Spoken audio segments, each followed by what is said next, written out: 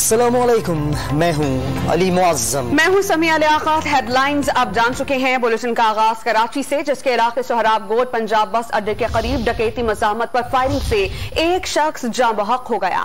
Footage में देखा जा सकता है कि दो मोटरसाइकिलों पर सवार 3 मुल्जिमान आए। इसी दौरान एक मुल्जिम ने सामने मौजूद मोटरसाइकिल सवार से मोबाइल फोन मांगा और मज़ाहमत पर उसके सर पर गोली मार दी, जिससे वो मौके पर ही जाँ बहक हो गया। मजीद जानते हैं नौ न्यूज़ के नुमाइंदे इमरान हफीज से। इमरान हफीज से राबता बहाल होता है, मजीद तफसील लेते हैं इस खबर के हवाले से। कराची के इलाका सोहराब गोद जहाँ पंजाब बस अड्डे के करीब डकैती मज़ाहमत पर फायरिंग से एक शख्स जाँ बहक हो गया। इमरान हफीज से राबता बहाल हुआ है, उनसे मजीद जानते हैं। इमरान, क्या पता चल सका है इस वाक़े से मुताल्लिक? क्या जाँ बहक होने वाली की शनाख्त हो सकी?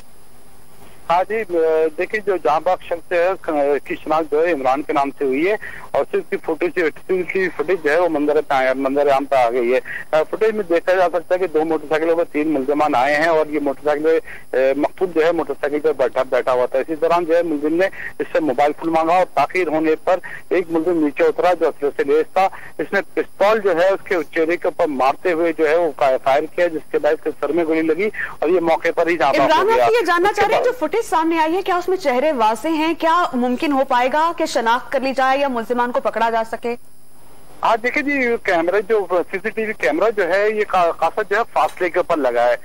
इसको जो है अगर शनाख्त के लिए इसके लिए जो वीडियो ट्रीटमेंट जो है वो कराना लाजमी होगी। अगर ये अरीब करीब के अगर कोई मुल्जिमान होंगे तो इन्हें ये वहाँ पर रहने वाले लोगों की मदद से भी जो है उनको शनाख्त किया जा सकता है।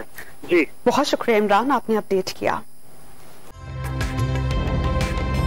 ताज़ा तरीन वीडियोस के लिए हमारा YouTube चैनल सब्सक्राइब करके बेल आइकन प्रेस करिए ताकि आपको मिले हर अपडेट सबसे पहले।